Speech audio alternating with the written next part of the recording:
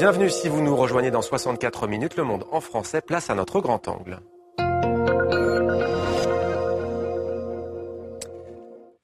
Le panafricanisme est à la mode, mais tout le monde en parle sans vraiment savoir ce que c'est exactement. L'historien Hamzat Boubacar Yabara fait le tour de la question dans un essai riche d'enseignements. On y apprend par exemple que le panafricanisme a d'abord été un panégrisme, qu'il est né non pas sur le continent africain, mais en Amérique. On y fait connaissance avec le chantre africain du panafricanisme, un Ghanéen des années 60, plutôt méconnu dans le monde francophone, Kwame Nkrumah. Mais où est donc notre héros panafricaniste francophone Thomas Sankara? Eh bien, il a cessé de l'être après avoir échoué visiblement à unifier le Burkina Faso et le Ghana, nous explique Bruno Jaffray. Bonsoir messieurs, bienvenue à vous. Vous êtes l'auteur Hamzat Boukari Yabara de ce livre Africa Unite, Africa Unité, une histoire du panafricanisme, édition La Découverte. Vous êtes historien et docteur à l'École des hautes études en sciences sociales à Paris. Avec nous également donc Bruno Jaffray, merci d'être avec nous. Vous êtes l'auteur de ce livre, biographie de Thomas Sankara, La patrie ou la mort, en nouvelle édition revue et augmentée. C'est aux éditions L'Harmattan. Hamzat Boukari Yabara, c'est un paradoxe et on l'apprend donc dans votre livre. Le panafricanisme n'est pas né en Afrique. Effectivement, le panafricanisme est né dans la diaspora africaine qui avait été déportée dans les Amériques dans le cadre de la traite transatlantique. Ce sont des Africains qui se sont révoltés pour gagner leur liberté, notamment à Haïti en 1791, également aux États-Unis.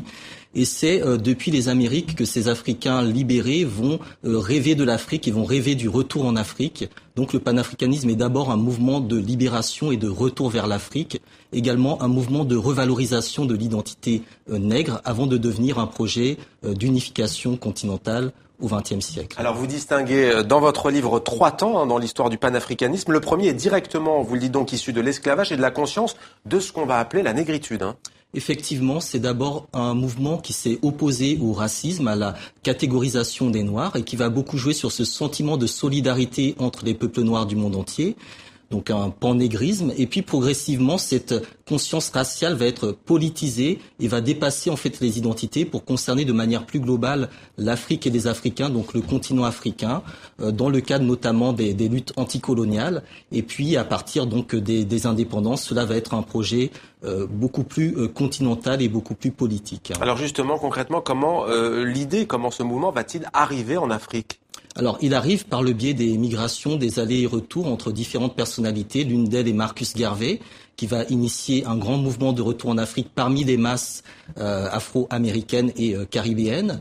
Et puis un autre personnage, Kwame Nkrumah, qui est né au Ghana, qui va ensuite aller étudier aux États-Unis dans les années 30 et qui, aux États-Unis, va un peu faire la synthèse de tous ces mouvements afro-américains, africains, caribéens. Et lorsqu'il va revenir ensuite au Ghana, en passant tout d'abord par Manchester, il va lancer une lutte politique pour l'indépendance et pour l'unité de l'Afrique, en expliquant de manière assez précise que l'unité de chaque État africain, l'indépendance de chaque État africain n'est rien si elle n'est pas liée à l'unité de l'ensemble continental. Donc ça va être le projet des États-Unis d'Afrique qui va émerger à la fin des années 50, qui va donner naissance à l'organisation de l'unité africaine qui ne correspond pas du tout au modèle initial qui avait été prévu et qui donne aujourd'hui naissance à l'Union africaine. Bruno Jaffray, s'il y a bien un nom qui est associé au panafricanisme, et il ressurgit d'ailleurs dans l'actualité avec ce qui se passe au Burkina Faso, c'est bien entendu celui de Thomas Sankara. Qu'en est-il ? Alors, je me suis livré aujourd'hui à un petit exercice qui a consisté à rechercher le mot panafricanisme dans les discours de Sankara. Donc c'est assez facile. Sur le site thomassankara.net, il y a tous les discours, on tape le mot qu'on cherche. Et à ma surprise, à moi-même, je ne l'ai trouvé qu'une fois. Je dois, en remontant dans mes souvenirs, je me rappelle que la première fois qu'on m'a dit que Thomas Sankara était panafricain, j'avais moi-même été surpris. Alors, il faut expliquer, je dirais, il y a des professions de foi panafricaines, si j'ai le temps, je lirai quelque chose, mais il faut d'abord comprendre le contexte politique de la période. Les indépendances commençaient à montrer que c'était un échec et que le panafricanisme qui avait été théorisé, ne s'est pas mis en place. Et on est plutôt dans une période où les dirigeants africains révolutionnaires, on va dire, sont plutôt influencés par le marxisme, qui n'est pas forcément contradictoire à mon sens, avec le panafricanisme, mais qui n'est pas dans le même domaine, on va dire. Donc voilà un peu. Et en fait, deuxième chose qui me semble très importante à dire, c'est que Thomas Sankara n'est pas un théoricien. Et ça, c'est très important de le souligner. Le seul discours un peu théorique est celui de le programme de la Révolution, le discours d'orientation politique, qu'il n'a pas écrit lui-même, mais il est d'accord avec le contenu, dans lequel n'existe pas le mot panafricanisme. Le seul discours théorique est celui sur les femmes, qui est d'ailleurs très intéressant, et où il y a plutôt des références au marxisme. Maintenant, en fait, Thomas Sankara a des professions de foi panafricaines, que je vais juste citer 2 phrases. La première, elle est d'un discours assez peu connu, parce qu'on l'a trouvé il y a pas longtemps, de 85. Notre foi en l'unité africaine se consolide davantage au regard des problèmes politiques, socio-économiques, qui démontrent que nous n'avons qu'une alternative à propos de l'Afrique face à l'impérialisme, mourir chacun de notre côté ou résister. Et la phrase qui est la plus connue, parce que c'est le discours le plus diffusé de Thomas Sankara, c'est le discours sur la dette, où il y a une autre profession de foi, mais à chaque fois extrêmement pragmatique.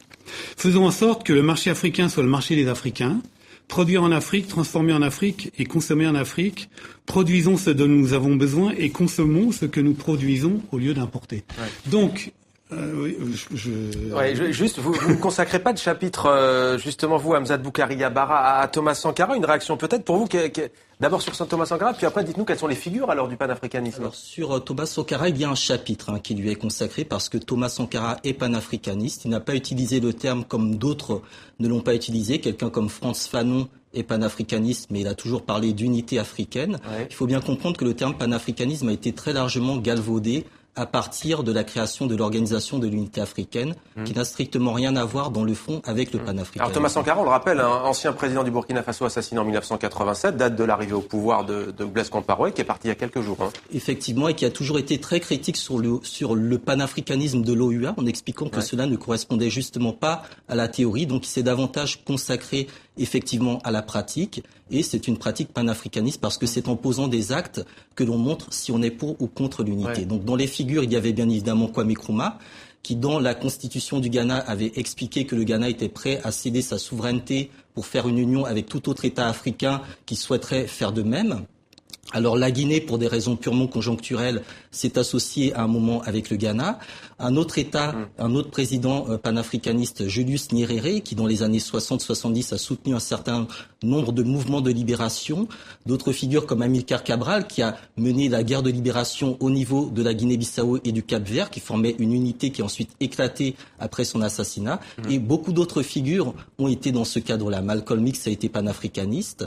Donc ce qu'il faut bien comprendre, c'est qu'il y a eu des tentatives, il y a eu des projets qui pour la plupart ont été tués dans l'œuf parce qu'en face, il y avait des intérêts qui étaient éminemment puissants à cette époque-là. Ouais.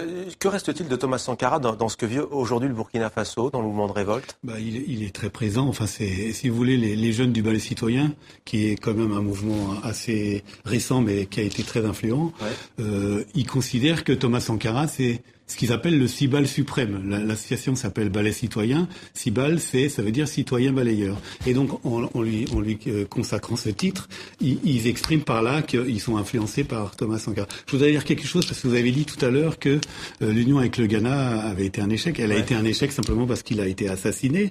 Mais par exemple, il y a eu des choses très pratiques. Ils ont fait des manœuvres militaires ensemble, une fois, alors qu'aujourd'hui, au Burkina Faso, l'armée burkinabé fait des manœuvres militaires soit avec l'armée américaine, soit avec l'armée française, ce que Thomas Sankara aurait toujours refusé de faire. Vous voyez, il y a d'autres exemples. Allez-y, si vous voulez. Non, même question justement sur Thomas Sankara. C'est son empreinte sur le panafricanisme.